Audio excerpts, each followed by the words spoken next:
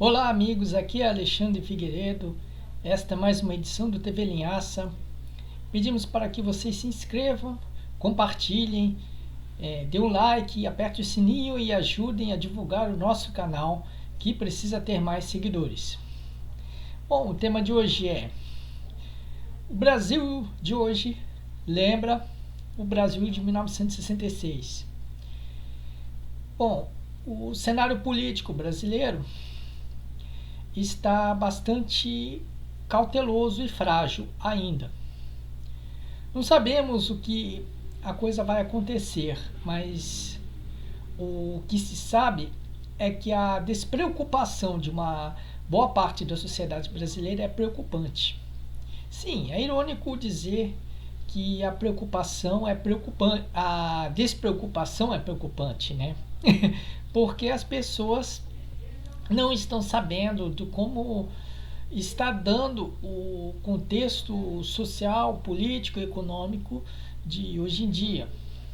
As pessoas parece que, pelo menos que se vê nas mídias sociais, aí até mesmo na mídia de esquerda, que as pessoas têm uma impressão de que tudo está bem, de que tudo será resolvível, de que os retrocessos poderão ser contornáveis, mesmo que prevaleçam.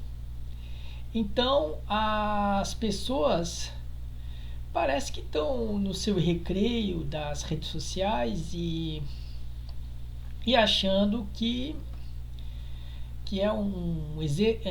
como no filme do Incrível Exército de Brancaleone, as pessoas vão derrubar um presidente apenas por uma questão de tuitaços ou de manifestos e textos nas redes sociais, na blogosfera e coisa parecida.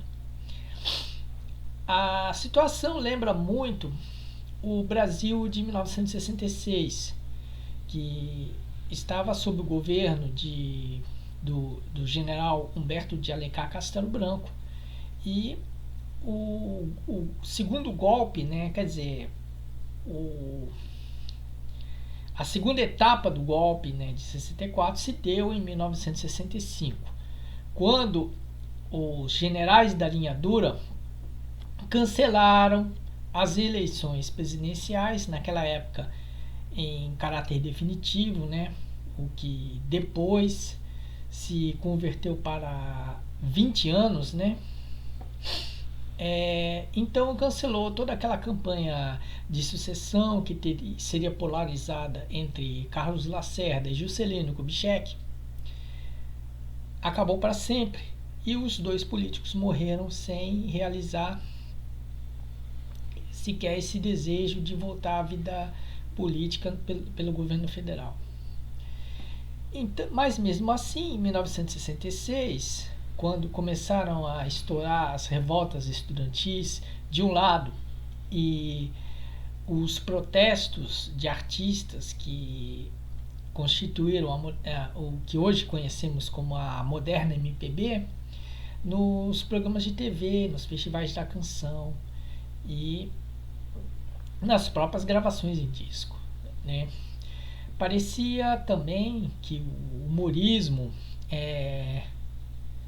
e o teatro e o cinema estavam gozando de uma aparente liberdade de expressão, né, uma aparente democracia, né, os protestos estudantis, embora reprimidos duramente pela repressão policial e militar, ocorriam, não intimidavam a sociedade, e a sociedade achava que tudo isso ia se resolver e em poucos anos a democracia voltaria, né?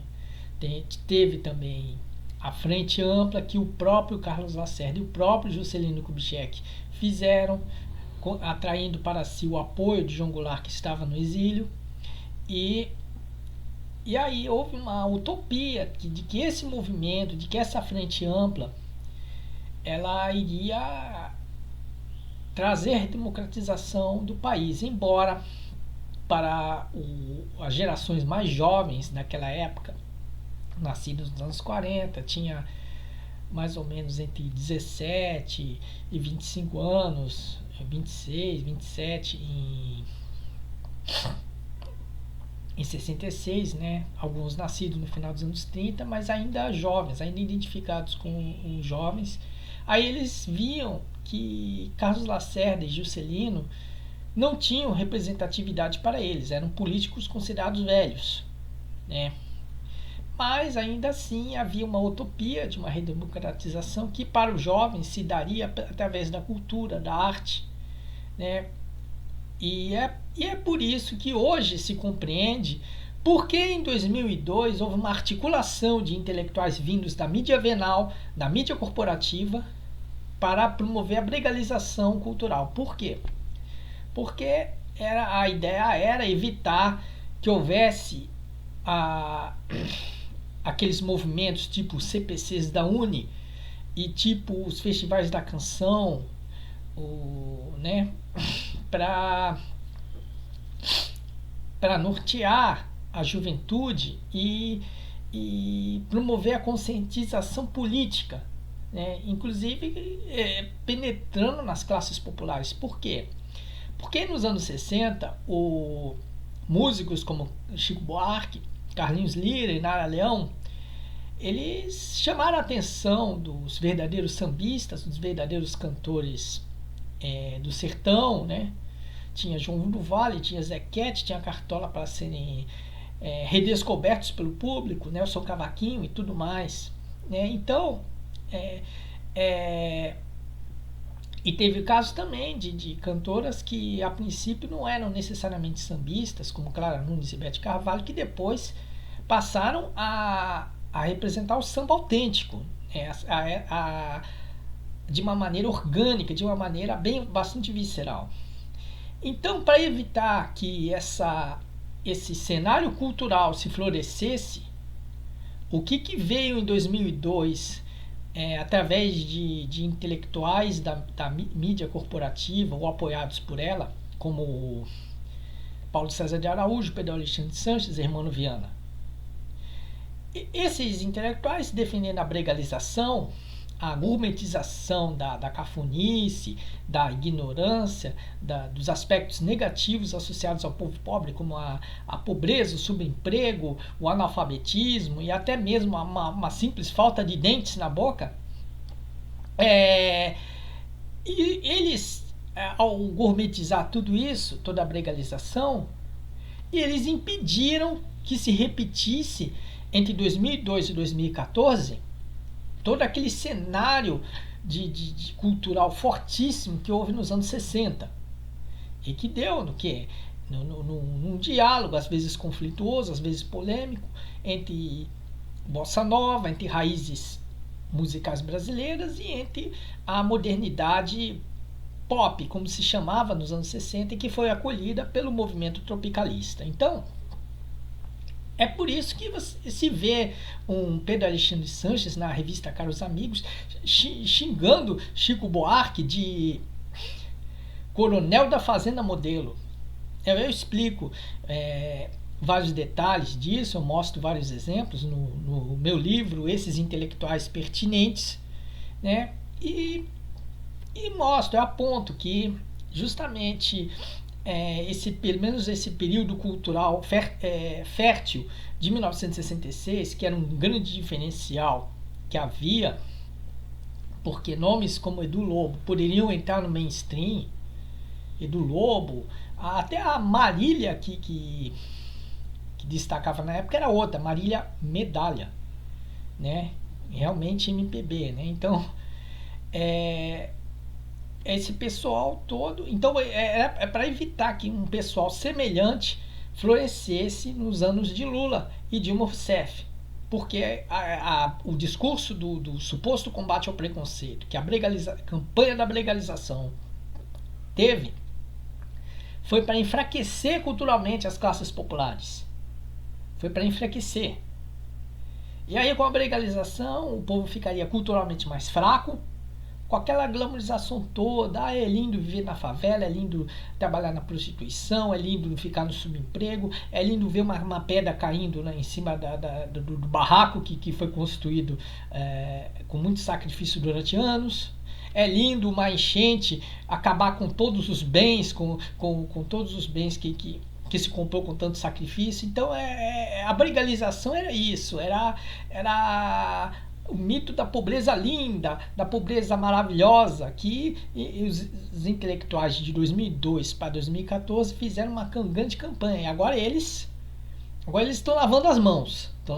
Agora eles só falam de novos baianos, só ficam chorando lágrimas de crocodilo pela morte de Moraes Moreira, de Walter Franco, de Itamar Assunção, de Bete Carvalho, tudo mais, né? Isso lá na Rua Santa Cecília, isso quando eles depois não vão escondidos para o Instituto Milênio ou pela Rua Faria Lima, que é o reduto dos burgueses lá de São Paulo. Então,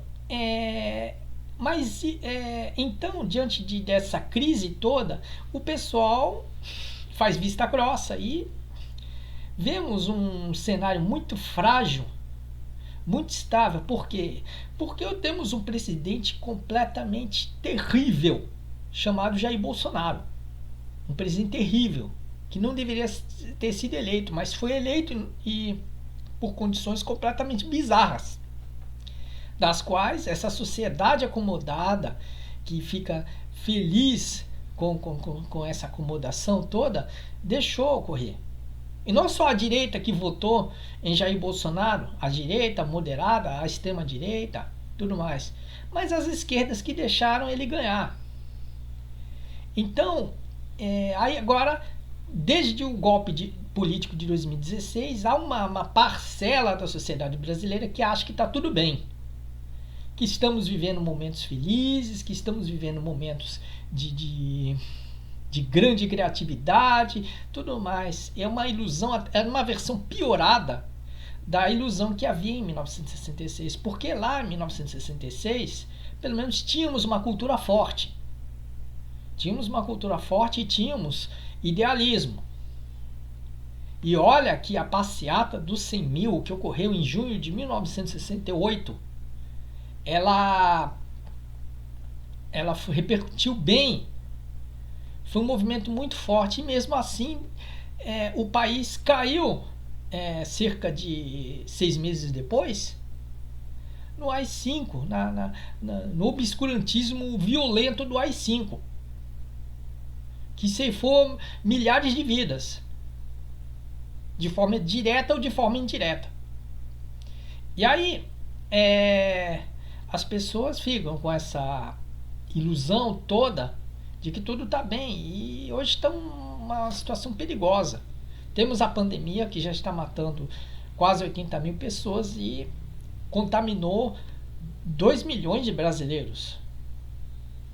A situação está muito mais frágil do que há 54 anos atrás.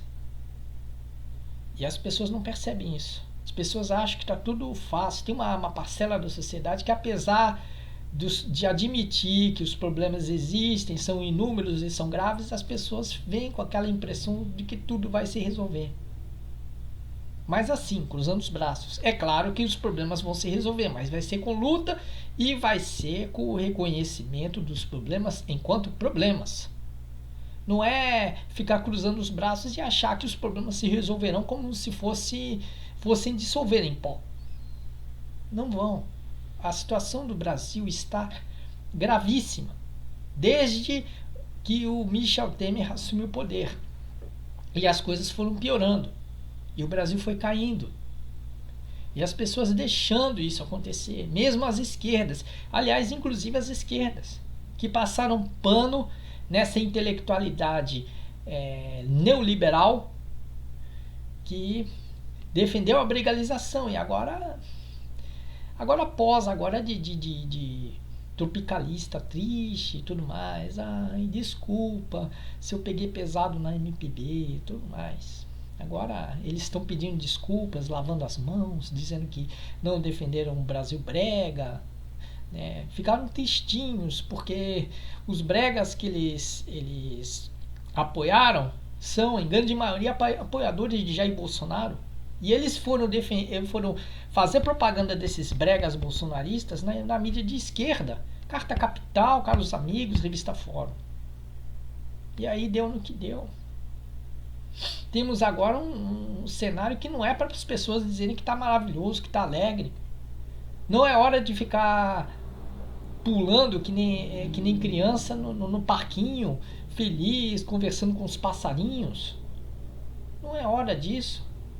O Paulo Guedes já vai acabar com o salário mensal, só vai botar salário por hora, precarizando ainda mais o trabalho, transformando o trabalhador num miserável. E as pessoas ali felizes. E as esquerdas não falando em reforma trabalhista, não falando em reverter isso. Até parece que as esquerdas deixaram os sindicatos para lá. Porque como os sindicatos foram legalmente enfraquecidos, agora os sindicatos estão lá no seu barquinho furado ali, se naufragando, e as esquerdas no Titanic não estão dando bola para isso. Que as esquerdas só querem o quê? Querem. Por isso que a direita vai, se aproveita das debilidades das esquerdas e fala em kit gay, fala em esquerda caviar, tudo mais. Por quê? Porque são setores das esquerdas que deixam que isso aconteça. Se deixam errar e acabam sendo ridicularizadas. E aí vemos o que vemos. Estamos num cenário frágil. Isso lembra uma versão piorada do ano de 1966 e não sabemos o que vai acontecer com o nosso país. É bom as pessoas terem um pouquinho de desilusão e ver que nem tudo vai se resolver assim de braços cruzados e sorrindo. É isso que se tem que perceber e que se tem que reconhecer. Bom, ficamos por aqui, desejando boa sorte a todos, um grande abraço e até lá!